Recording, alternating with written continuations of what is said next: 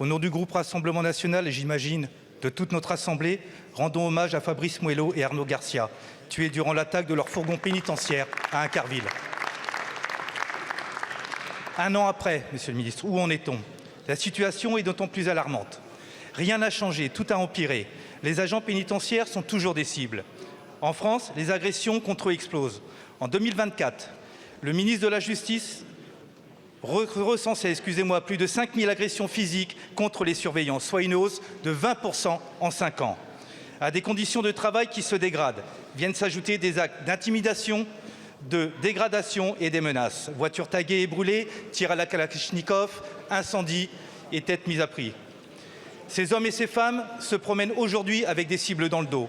Ces faits ne sont pas des abstractions ni un sentiment d'insécurité. Ils traduisent une violence quotidienne, un climat de peur pour ceux qui incarnent l'État au cœur des établissements pénitentiaires.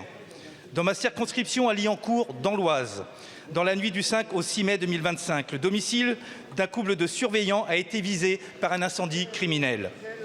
Des bidons d'essence retrouvés et des issues bloquées. Cet acte s'apparente à une tentative d'homicide et malheureusement, ce n'est pas un acte isolé. Quelques semaines plus tôt, les voitures d'autres agents étaient aussi prises pour cible, taguées et vandalisées, comme à Mouille, également dans ma circonscription, à Amiens et ailleurs. Ce n'est plus tenable. Ces hommes et ces femmes sont abandonnés, ils vivent dans l'angoisse, contraintes justement d'installer des caméras afin de protéger leurs familles. Les interpellations contre ces 21 suspects mis en examen ne suffisent pas. Les mesures de sécurité restent que simplement des paroles.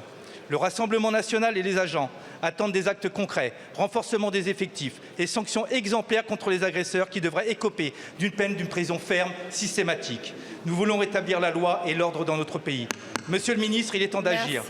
Un an après Incarville, que comptez-vous faire pour assurer la sécurité des 40 000 agents pénitentiaires français?